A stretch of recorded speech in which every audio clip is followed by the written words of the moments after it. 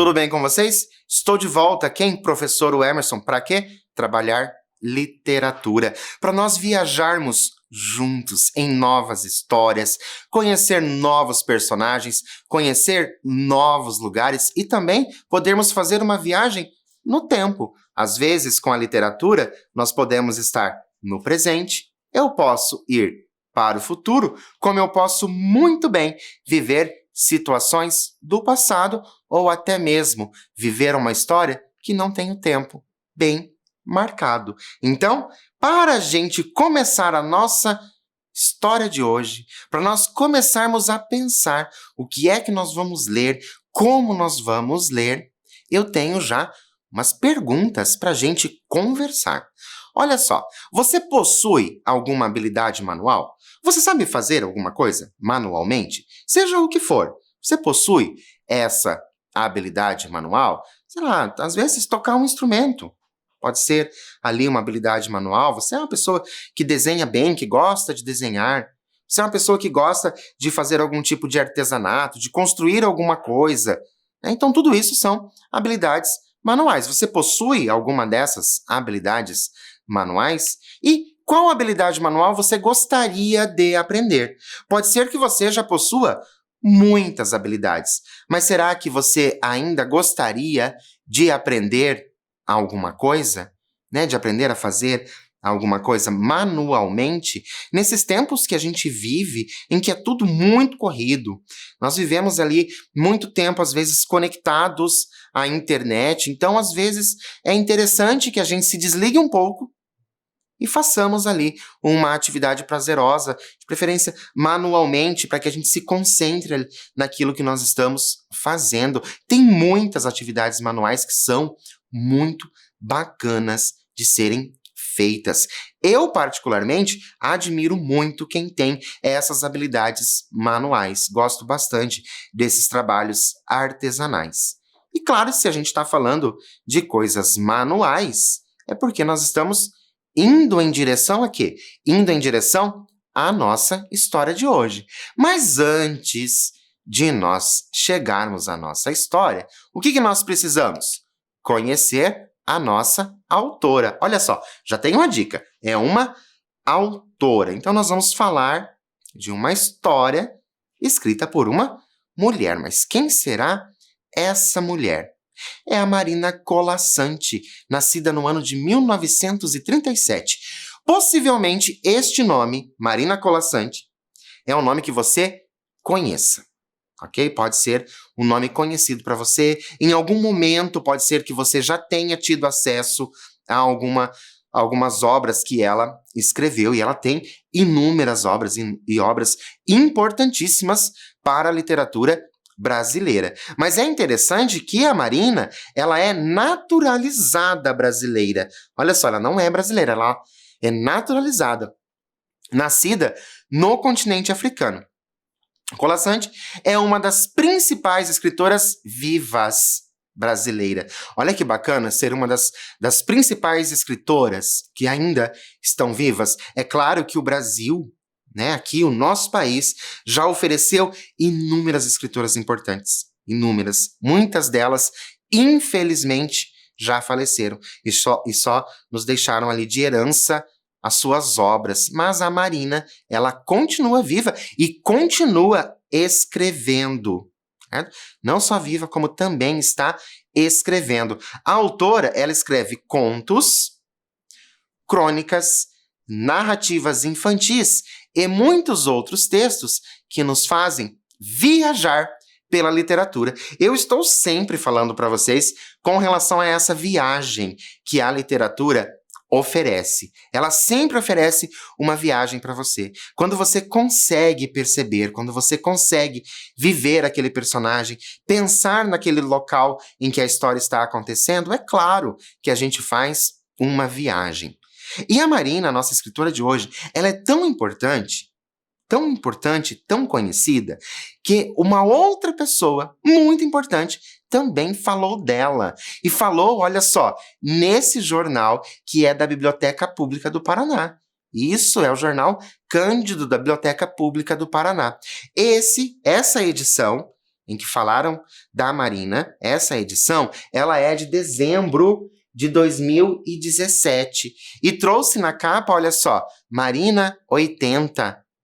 2017, Marina 80, falando da comemoração dos 80 anos da escritora. Lembra que eu havia dito para vocês? Ela não só é uma escritora que ainda está viva, como ela também continua escrevendo. Não é bacana essa paixão que a pessoa tem pela escrita? E é óbvio que se ela é apaixonada por aquilo que faz, é claro que ela vai fazer bem feito. E olha só, no artigo As Muitas Marinas de Marina Colasanti. Olha que bacana esse nome, As Muitas Marinas. Ou seja, a escritora possui ali inúmeras faces, né, inúmeras formas de escrever. E esse artigo de 2017, publicado no Jornal da Biblioteca Pública do Paraná. Marisa Lajolo é outra pessoa muito importante aqui para nós brasileiros. Por quê? Porque ela é professora, pesquisadora e, além de tudo, também é escritora. Então, fala sobre as obras de Colasanti. Olha só, uma escritora, uma pessoa que já é escritora, ela vai falar de uma outra escritora. É muito interessante essa visão, né, de duas pessoas que fazem a mesma coisa, claro que de formas diferentes, mas elas fazem a mesma coisa. Uma vai falar da outra. Vamos ver um trecho? Olha só. Mergulhar nas águas fundas da fantasia, mais pura e, por isso, radical e arrebatadora, é uma das experiências que os livros de Marina proporcionam. Através de seus textos, talvez os adultos esqueçam que não acreditam em fadas. Já de primeiro, nós podemos nos prender a esse último trechinho. Talvez os adultos esqueçam que não acreditam em fadas. Será que quando a gente fala de literatura, será que a literatura ela tem idade? Será que ela tem idade para ser lida? Como que você pensa sobre isso? Já vai pensando sobre isso para nós conversarmos mais para frente. E também a Marisa, que é quem escreveu esse artigo, ela diz, olha só, mergulhar nas águas fundas da fantasia. Olha que bacana! Você mergulhar na fantasia é uma experiência que a literatura da Marina vai nos trazer, fazer você realmente mergulhar na fantasia. E esquecidos da descrença, talvez revivam o encantamento da infância. Olha só, lembrar de quando você ainda era menor, né? Viver. Lembra que ela falou dos contos de fadas, dos adultos? Não querer mais esses contos de fadas? Mas olha que bacana, a literatura, ela te proporciona isso. Você reviver momentos, indiferente da idade que você tenha. E se lembrem de que princesas, alaúdes e unicórnios povoam as esquinas de sonhos e pesadelos. Revivendo o encantamento, os leitores se reinventam, ainda que por segundos, mas vale a pena. Olha que bacana, vai ao encontro daquilo que a gente sempre conversa, essa nossa viagem pela literatura, por mais que sejam apenas alguns segundos, mas naquele momento em que nós estamos presos na nossa literatura, dentro dos livros, dentro das histórias, vale a pena. E isso não sou só eu que estou dizendo para vocês, não. A Marisa Lajolo também está dizendo, vale a pena, por mais que sejam apenas alguns segundos. Num desdobramento deste universo fantástico, mais tradicional que acolhe alguns textos de Marina, por vezes o insólito se transfigura e se entrelaça a situações e paisagens cotidianas e caseiras. Olha só como ela diz, né, que o fantástico ele vai se misturar com o que é cotidiano e caseiro. Então, o fantástico vai ser trazido para a sua vida do dia a dia, a sua vida normal. Num parágrafo, a imaginação campeia por linhas e entrelinhas que imergem leitores em momentos de espanto e assombro. No parágrafo seguinte, O leitor se identifica com a personagem que cruza uma grande avenida, outra que toma um ônibus e aquela que empurra um carrinho de bebê. De repente, quem lê Marina compartilha indagações a estrelas que, quando respondidas, já foram esquecidas. Ou fica conhecendo o pianista cego que não enxerga as teclas, mas vê os sons. Olha só que interessante.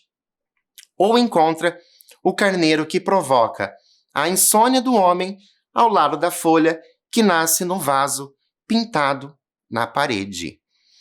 Essas são dicas de algumas das histórias que a nossa autora já escreveu. Nas páginas de seus muitos livros, o mundo se revela a seus leitores como enigma e mistério. Mistério e enigma que, embora indecifráveis, talvez justamente por isso, criam um laço de solidariedade entre nossa humanidade. E há apenas isso, será? Vislumbra compreensão efêmera, ou seja, passageira, da alteridade das coisas e situações miúdas que nos cercam e que vivemos. Olha que interessante essa parte, que é só um trecho desse artigo da Marisa Lajolo falando sobre a nossa autora de hoje. E é interessante que ela não fala só sobre a autora, ela fala sobre a literatura em geral, que é isso que nós fazemos aqui na nossa aula, falar de literatura. Mas é claro que agora nós vamos conversar. O que vocês acharam da fala da professora Marisa Lajolo sobre essa questão da literatura, né? De como você pode viajar? Você concorda com isso? Você discorda disso? Você tem todo o direito de concordar, mas você também tem todo o direito de discordar desta fala. Você concorda que o leitor, né, você que está lendo, pode se identificar com as personagens? Será que você concorda? Estou lendo um texto, olha, me identifiquei com esse personagem. Você concorda que isso seja possível? Por mais distante, às vezes, que o personagem esteja de você, da sua vida, da sua forma física, das suas condições, não importa. Por mais distante que isso esteja, será que é possível você se identificar com o personagem? E agora eu tenho uma pergunta para vocês. O que as personagens precisam ter para que você se identifique com elas? Estou fazendo a leitura de um texto. Como que você acha que você vai se identificar com o personagem? O que você pensa que os personagens precisam ter para que você se identifique com eles? Né? Então, para eu me identificar com essas personagens, o que precisa ter? Precisa ter as mesmas características físicas? Precisa ter as mesmas relações sociais que eu possuo? O que você pensa sobre isso? O que precisa ter para se identificar com os personagens? Eu vou dar um tempo para você fazer uma relação, pensar a esse respeito. Veja, analise, pense nos livros que você já leu, nas histórias que você já conheceu. O que precisou para você viver aqueles personagens? Eu vou dar um tempo para você fazer isso e eu volto já.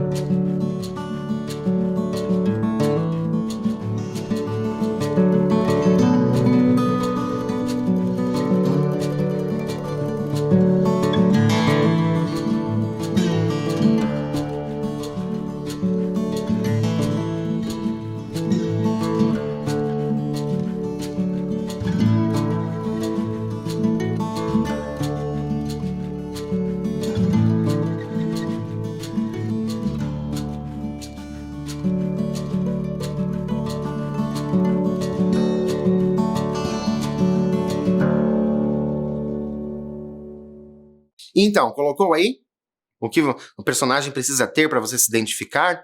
Será que ele precisa ser parecido com você fisicamente, ter as mesmas relações sociais que você, possuir as mesmas ideias que você possui? Mas olha que bacana, a literatura, ela nos nos permite viver outros personagens.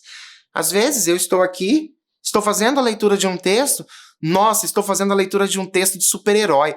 Claro, eu posso me identificar com aquele super-herói, mesmo sabendo que eu não possuo aqueles poderes. Eu posso isso, porque a literatura, ela me permite esse tipo de coisa. E é isso que faz a literatura ser fantástica. E por falar em literatura, falei para vocês que a nossa autora de hoje, ela tem inúmeras obras. Ela já escreveu inúmeros textos. Trouxe para vocês algumas delas. Olha só, o livro de contos, Quando a Primavera Chegar, e A Cidade dos Cinco Ciprestes. Então eu tenho esses livros e tenho também ali uma ideia toda azul. Professor, por que você deu ênfase nesse eu tenho também? Porque este é um livro de contos de fadas, mas é um livro de contos de fadas diferente. Não é desses contos de fadas que você talvez esteja acostumado, somente com príncipes, princesas, o príncipe salvando a princesa, todos vivendo felizes para sempre. Não são desses contos de fadas que esse livro é composto, não. São outros contos de fadas interessantíssimos. Mas, para a gente falar de contos de fadas, eu tenho uma pergunta para vocês. Eu sei que em algum momento da vida escolar de vocês, da vida de vocês, vocês passaram por algum conto de fadas. Você conhece algum conto de fadas, seja ele qual for, mas eu tenho certeza que você conhece algum. E a minha pergunta para vocês é: para você, o que um conto de fadas precisa ter? Para eu considerar um conto de fadas, o que precisa ter? Eu vou dar um tempo para você lembrar dos contos que você já leu, dos contos que você já assistiu, porque tem muitos contos de fadas que foram filmados para a TV, filmados para o cinema. Anotar o que você acredita que precisa ter num conto de fadas e eu volto para a gente continuar.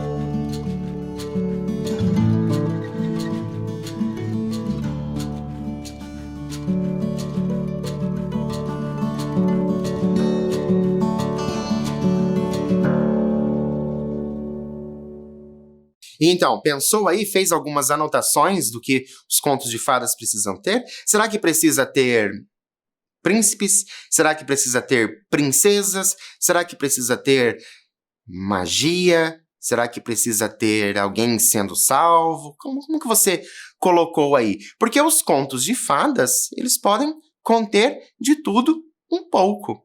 O importante é que o conto de fadas, ele é, antes de tudo, o quê? Uma fantasia. Então, a gente vai ter ali elementos fantásticos, com certeza. Então, esses elementos fantásticos pode ser algo especial, pode ser uma magia, então pode ser muita coisa, esses contos de fadas. Então, é bem interessante a gente pensar o que poderia ter para eu considerar um conto de fadas, porque, afinal, nós vamos falar de contos de fadas. E eu já falei para vocês que não é desses contos que nós estamos acostumados, daqueles que a gente ouvia quando a gente ainda era menor. E a gente vai nos antecipar nesse conto de fadas. Sabendo que o conto que leremos será um conto de fadas, a gente já sabe disso, estou falando isso para vocês já faz um tempinho. É um conto de fadas. Quais hipóteses podemos levantar a partir do título Além do Bastidor? Olha só, prestem bem atenção nesse título. Além do Bastidor. Vou dar um tempo para você pensar nesse título, pensar em contos de fadas, além do bastidor, o que pode acontecer. Vou dar um tempo para você colocar a sua criatividade no papel e eu volto já para a gente começar.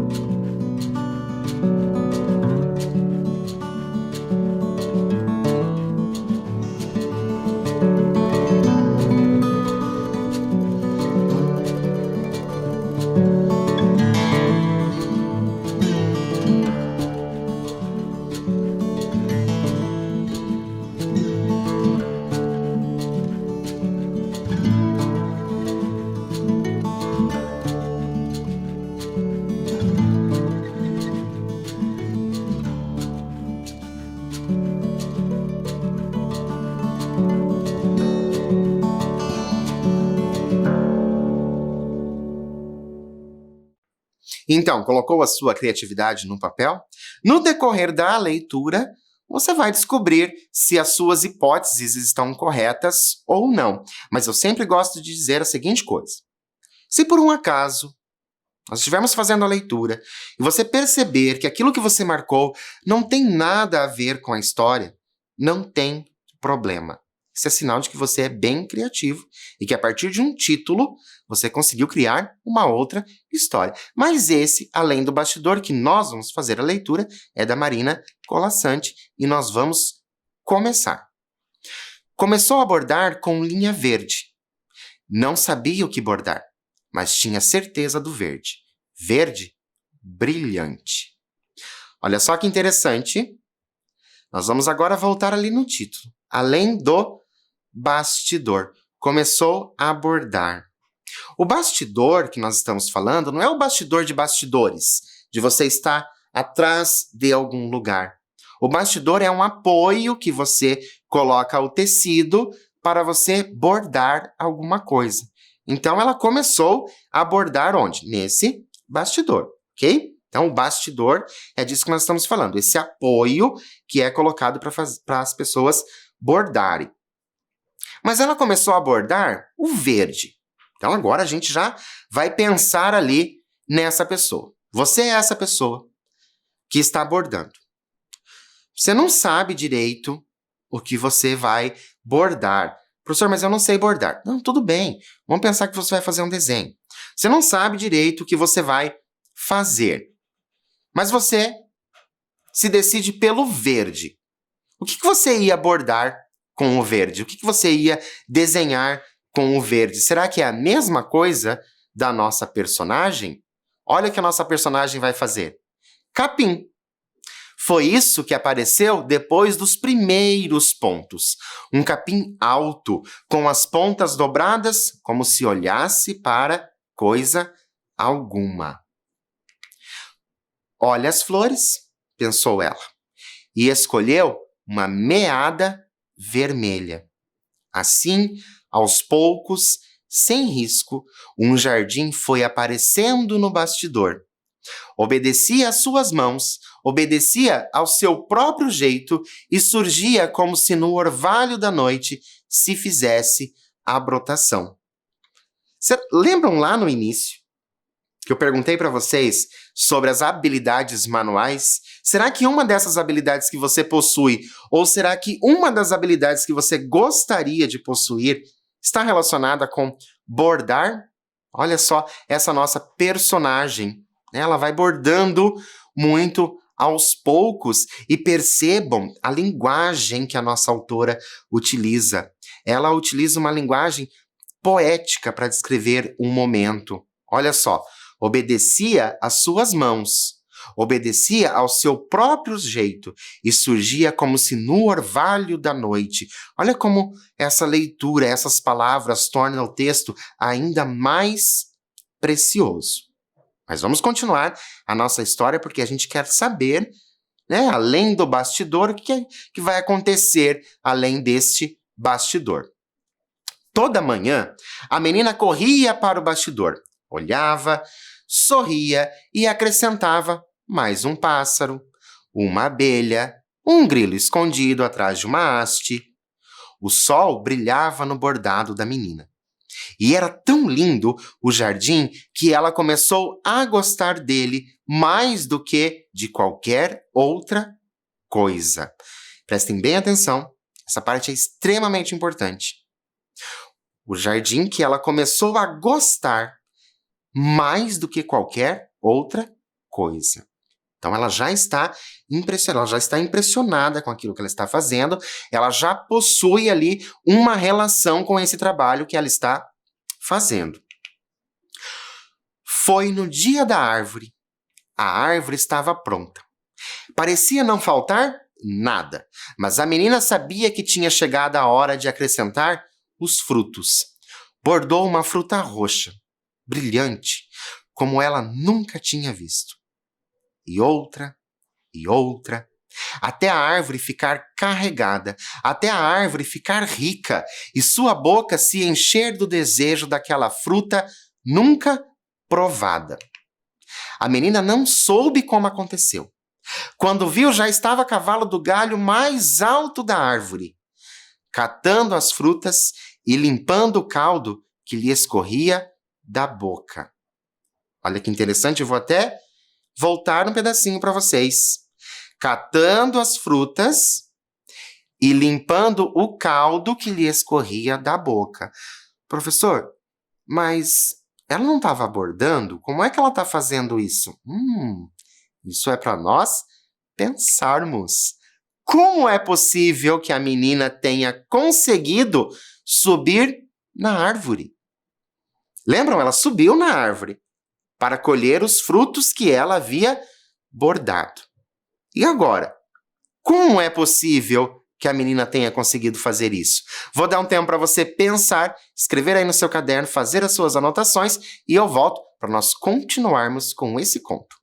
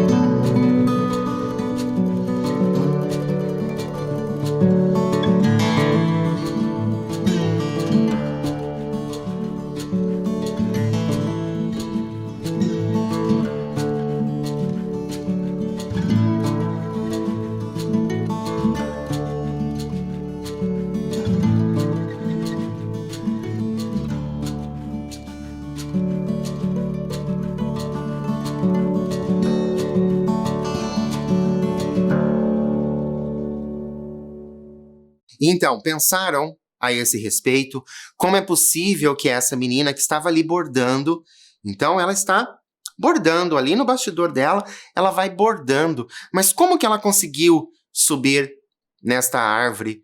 Como que ela conseguiu provar do fruto, aquele fruto que ela estava bordando, que ela também foi bordando um a um ali na árvore? Como que ela conseguiu, participar dessa história? Isso é interessante, por quê? Porque nós estamos falando de contos de fadas. E é claro que o fantástico vai acontecer, porque isso é fantástico.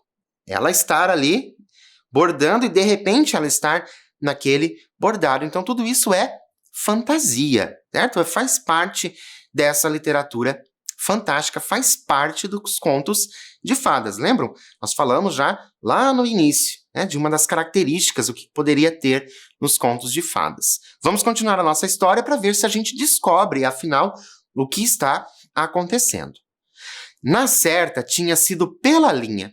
Pensou na hora de voltar para casa. Olha aí como que isso aconteceu. Pela linha. Olhou. A última fruta não estava pronta. Tocou no ponto que acabava em fio. E lá estava ela, de volta na sua casa. Agora que já tinha o caminho, todo dia a menina descia para o bordado. Escolhia primeiro aquilo que gostaria de ver. Uma borboleta, um louva-a-Deus. Bordava com cuidado.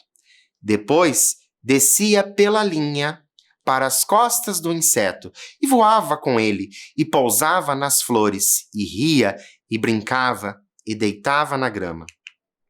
O bordado já estava quase pronto. Pouco pano se via entre os fios coloridos. Breve estaria terminado. Faltava uma garça, pensou ela, e escolheu uma meada branca matizada de rosa.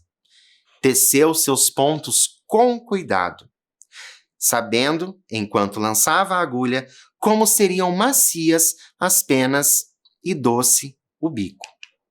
Depois, desceu ao encontro da nova amiga. Quem é essa nova amiga? A garça. Foi assim, de pé, ao lado da garça, acariciando-lhe o pescoço, que a irmã mais velha a viu ao debruçar-se sobre o bastidor. Era só o que não estava bordado. E o risco era tão bonito que a irmã pegou a agulha, a cesta de linhas e começou a bordar. Bordou os cabelos e o vento não mexeu mais neles.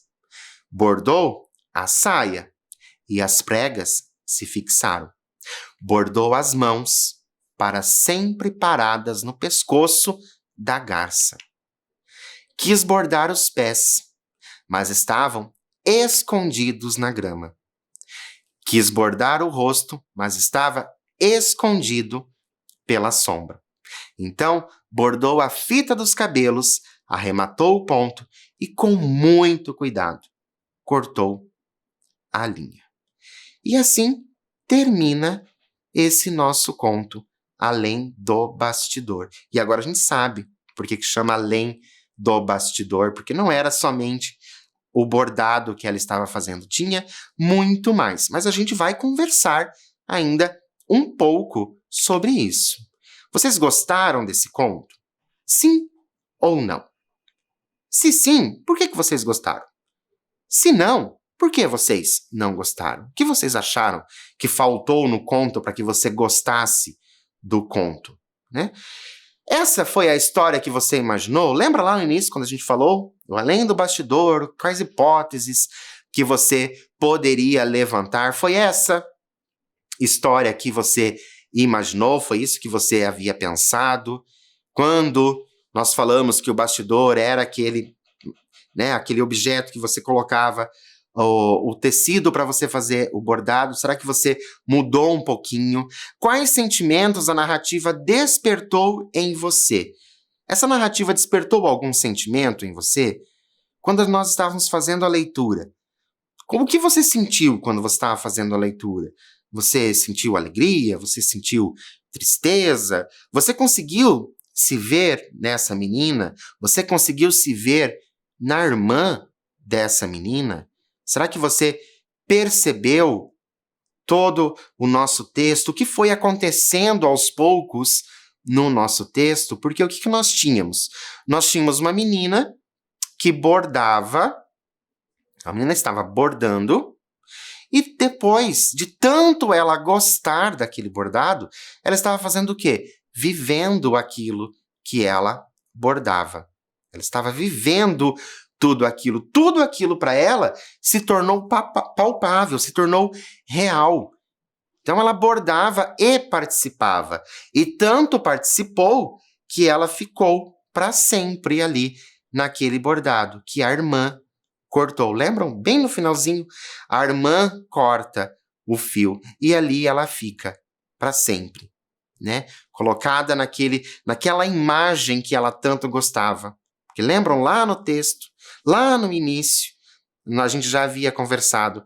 Ela estava apaixonada por aquilo que ela estava fazendo e depois ela ficou para sempre nesse bordado, né? Então, nós tivemos ali aquela relação do produto sendo feito, a pessoa que fez o produto se entregou para aquele produto e virou uma coisa só.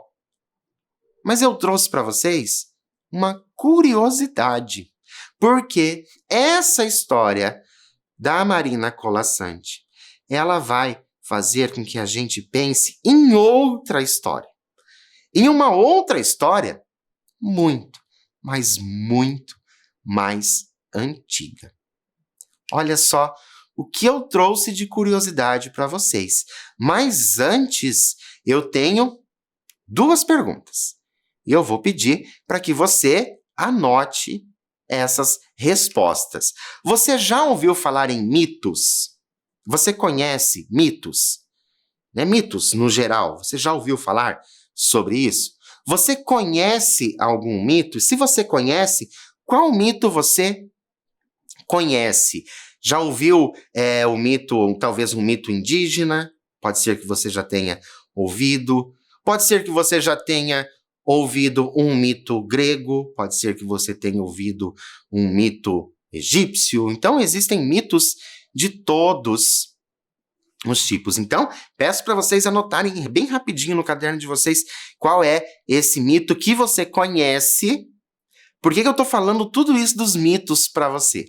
Porque agora, olha só, qual mito grego também possui uma menina que tece lindos painéis? Qual é o mito grego que tem uma menina que tece lindos painéis? Eu vou dar um tempo para você marcar agora, pode ser que até seja um dos mitos que você conheça, vou dar um tempo, se for preciso, pesquise e eu já volto para a gente conhecer esse mito.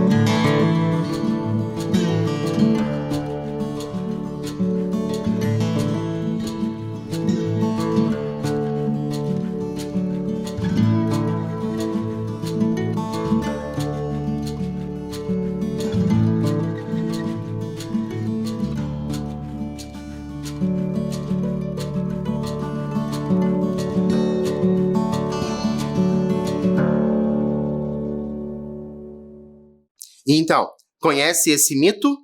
Que tem ali uma menina que tece lindos painéis. Eu até deixei aqui na mesa um livro que é de um autor que acabou fazendo com que muitos mitos fossem conhecidos. Eu não sei se vocês conhecem o autor Rick Riordan, que escreveu aí uma série de livros de um personagem bem famoso, que é o Percy Jackson, que trouxe, né, de uma forma mais popular, né, para as pessoas mais novas conhecer sobre os mitos. Então, nesse livro aqui, ele traz Percy Jackson e os deuses gregos, que fala bastante sobre os mitos, e a gente aprende bastante sobre os mitos de uma forma muito divertida, porque o autor traz essa linguagem divertida para a gente aprender e também mexe bastante com os mitos. Mas, enfim, será que você conseguiu pensar sobre isso? Tecer te lembra alguma coisa? Olha só, é o mito de Aracne. O mito de Aracne. Aracne. Será que te leva a um outro nome, caso você não conheça esse mito? Olha só que interessante. O mito de Aracne, ele vem lá da Lídia. A Lídia, hoje para nós, ela é a Turquia. Né? Então, a Lídia transformou-se na Turquia. Então, aquela região ali. Esse mito que nós vamos ler vem lá desse lugar, né, que não fica muito longe da Grécia. A Aracne era uma jovem tecelã que vivia na Lídia, né? Para nós hoje, a Turquia. Seu trabalho era tão perfeito que ela ganhou fama de ser a melhor na arte de tecer e bordar. Quando foi visitada pelas ninfas, Aracne foi questionada sobre o seu talento. E a ela foi perguntado se seria Atena que a teria dado o dom de bordar e tecer. Aracne não gostou da pergunta e afirmou ter aprendido a tecer e bordar sem a ajuda dos deuses. Não demorou muito. Atena ficou sabendo da soberba da jovem e não gostou nem um pouco do que ouviu. A deusa transformou-se em uma velhinha e foi ao encontro de Aracne. Lá, Aracne fora questionada novamente sobre o dom que recebera dos deuses. Novamente, a jovem afirmou não ter recebido dom algum e que aprendera a arte de bordar e tecer sozinha. Atena ficou irritada e se revelou para a jovem, lembrando-lhe de que era ela a grande deusa da sabedoria e dos trabalhos manuais. Aracne sentiu-se ofendida e julgou ser a melhor na arte de bordar. A deusa, então, propôs uma disputa entre as duas. Competição aceita de bom grado pela jovem Tecelã. Se você não conhece essa história, como você acha que isso vai acontecer? Como que essa disputa vai acontecer? E a Aracne, olhem só como a Aracne é ousada. Ela continua ainda se achando a melhor na arte de tecer. E pelas histórias de mitos que a gente já conhece, isso não vai acabar bem. Vamos ver como que aconteceu tudo isso? No dia do duelo, Atena e Aracne sentaram-se e começaram a bordar seus painéis. Então, cada um foi bordar um painel. A deusa escolheu retratar a cidade de Atenas e os deuses sentados em seus tronos. Bordou também em seu painel o destino de personagens que desafiaram e desobedeceram aos deuses. Por sua vez, Aracne retratou em seu painel as atrocidades cometidas por Zeus, pai de Atena, e como em uma moldura, bordou ao redor flores e folhas entrelaçadas. Atena viu que a obra tinha ficado perfeita. Irritada, rasgou o painel e transformou Aracne em uma aranha. Um castigo para que Aracne se lembrasse de ser humilde. E assim termina esse mito de Aracne. Claro que, por se tratar de mito, existem várias formas contadas da mesma história, mas o que eu quero perguntar para vocês é: existe alguma semelhança entre o conto Além do Bastidor e o mito de Aracne? Existe alguma semelhança? Quais são essas semelhanças? Vou dar um tempinho para você e eu já volto para a gente continuar.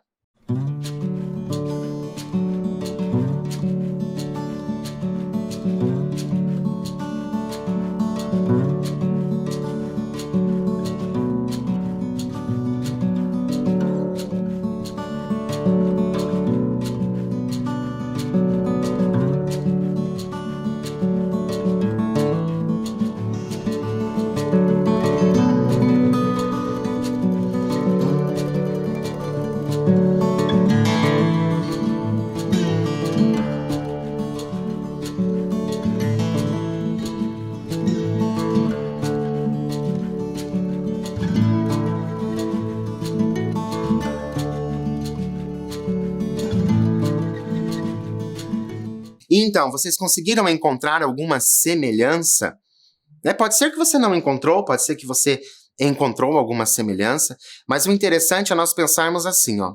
Nós tínhamos uma menina que bordava nas duas histórias, tanto na história do conto como depois na história do mito, e nós tivemos também o quê? Nós tivemos uma interferência de uma outra pessoa.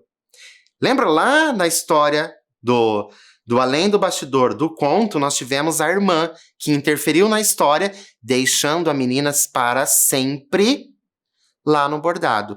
E no mito, nós tivemos a interferência da deusa castigando a nossa Aracne, a bordadeira, que era ali, na real, bem melhor do que a Atena. Espero que vocês tenham gostado das nossas histórias de hoje, porque hoje não foi uma só. Foram duas. Espero que vocês tenham gostado. Por hoje eu fico por aqui, mas é claro que eu espero vocês quando? Na nossa próxima aula. Até lá!